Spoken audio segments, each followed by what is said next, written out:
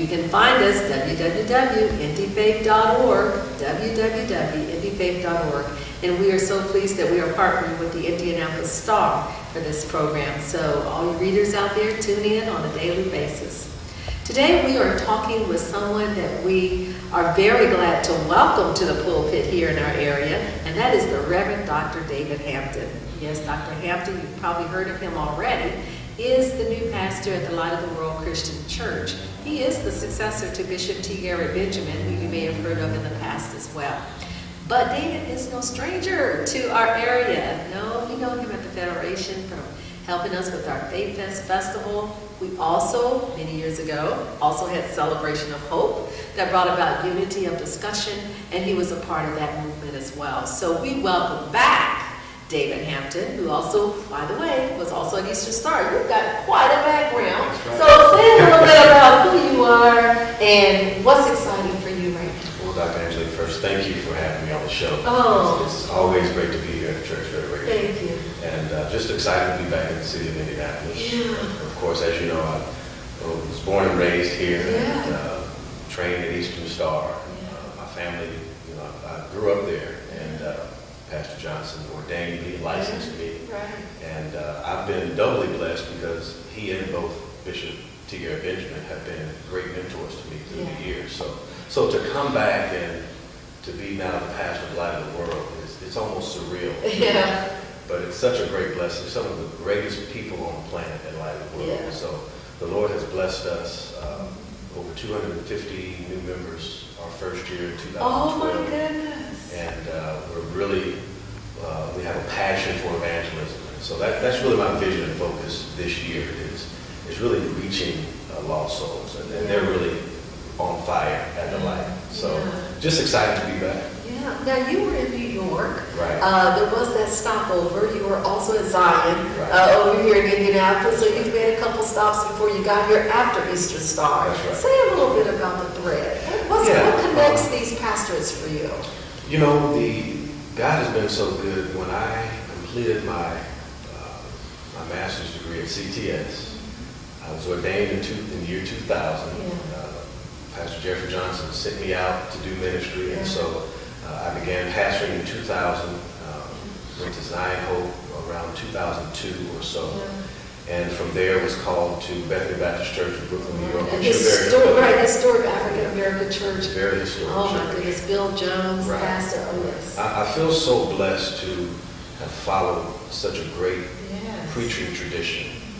Around Brooklyn you have Dr. William Augustus Jones, Dr. Gardner Taylor, at Concord Baptist Church, Bob Laws, who was at Mount Lebanon Baptist Church, and then of course Y.T. Walker in Harlem. Oh yeah. So I was Sandy Ray, Cornerstone. Right. So great legacy. Tradition there. Yeah. And so I was able to glean from that, and the current pastors that we called ourselves the New Guard. The New Guard, okay. Because we were all new. Right.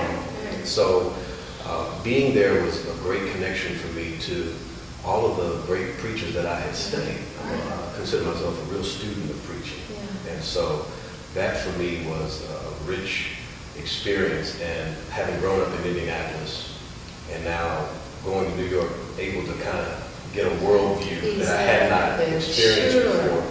For me, really expanded my thinking. Yeah. I was even able to teach at New York Theological Seminary. Right. So that was a great experience for me. And bringing all of that back here to Indianapolis now helps to broaden my perspective on ministry. And what I'm hoping to do at Light of the World is to bring all of those experiences together and to see how God has really moved in, God moves in so many different ways. He's moved me from a very traditional, Baptist background to now a very contemporary disciples church. So I actually had to really transfer my denominational affiliation from Baptist to disciples, and that's even been a great journey. A great learning experience as well. So now I'm fully versed on the Stone Campbell movement.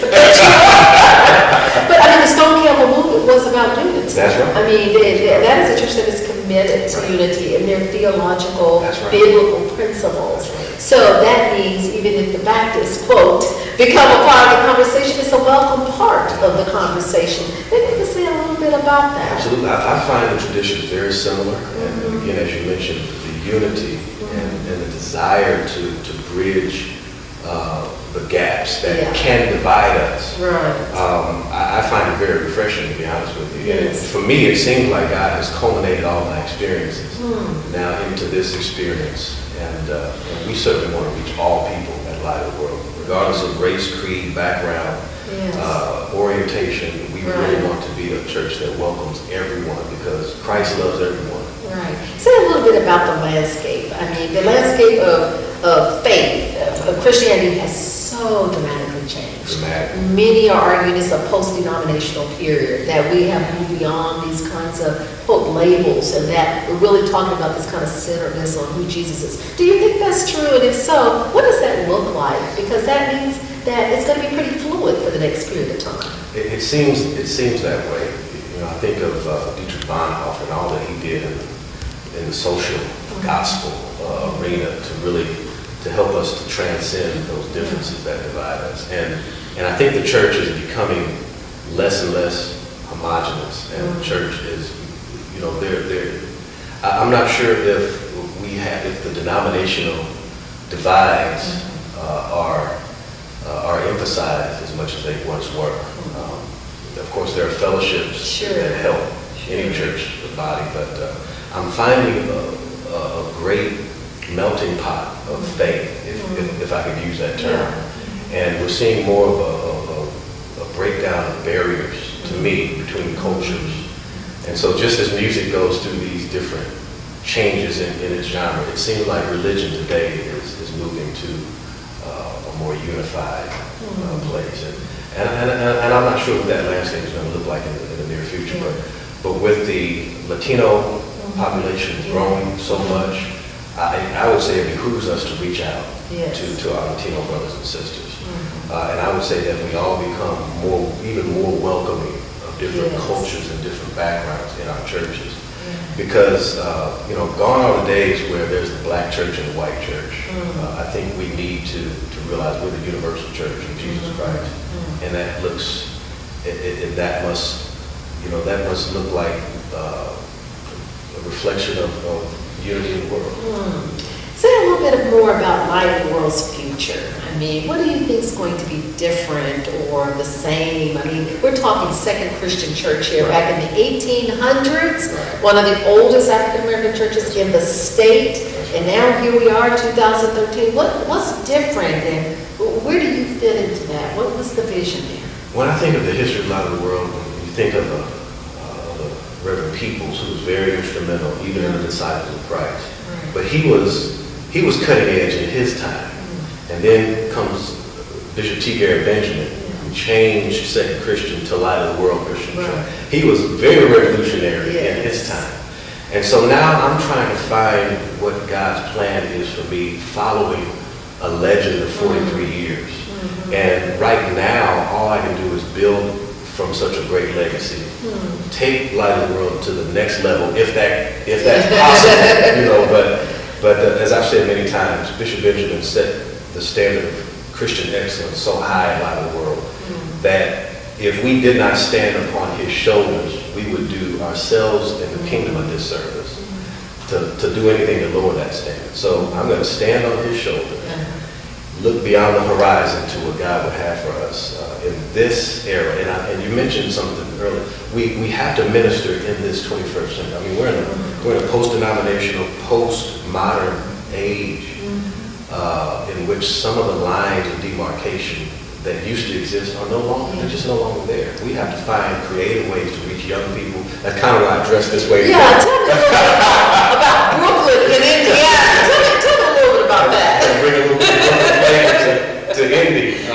But yeah, we have to find ways to creatively reach the unchurched and to reach young people particularly. What I have found is that the age range of 18 to 35 is almost missing in churches. If not anywhere but Light of the World, You know, we find that age missing in our church. We have teens and children, and we have working class adults, 40 and over, but 18 to 35, they're very hard to reach. I think part of what we have to do to reach them, they have to hear their voice. They have to see themselves, and they have to be empowered, because that's a very transient age. Yes. It's, you know, they are beginning to work. Yes. It's the working class, but they're also just graduating college. And we know in this economic, you know, recession, it's tough. Yeah. It's very tough. So the church has to find ways to reach them, to minister to them. For me, that are very practical as well as spiritual. But we cannot discount the practical in our preaching and in our message today. Otherwise, I don't think they'll be reached. Tell me about what you see as some of the issues that are here in greater Indianapolis that Light is having to struggle with. I mean, you've been so good to talk about the pastoral concerns, but what about the larger pastoral landscape? How do you view that? Right, and you know, ironically, it was Bishop Benjamin years ago who, I'll never forget his words. He said to a group of pastors, we have to be about the prophetic as well as the priestly. And with that, we have to be as concerned with what goes on inside of our church walls as we are out in the community. And so I've always had a heart for social justice and civic issues. And when the Trayvon Martin incident occurred about a year or so ago, a lot of the world was so passionate about that with me. We marched and demonstrated, really not so much for Indianapolis, but so that Indianapolis could be a part of that national conversation. And it did make an impact, because it reached all the way to Miami and around the world, even our small efforts here. With that, I felt like it was time for us to speak out, to be advocates for youth. And, you know, of course, the violence issue in Indianapolis is a major issue. There was an incident just this past week, I think in Castleton Mall with young people. 2 youth were arrested. And we've dealt with that at Circle Center Mall. I've talked to Chief Rick Height, talked to some of my other colleagues, and we are planning, even as I speak, to host some roundtable discussions around that issue. But we have to do something about our young people, because they need jobs, they need activities, they need things that empower them in this city. And I see that lacking very much so in Indianapolis.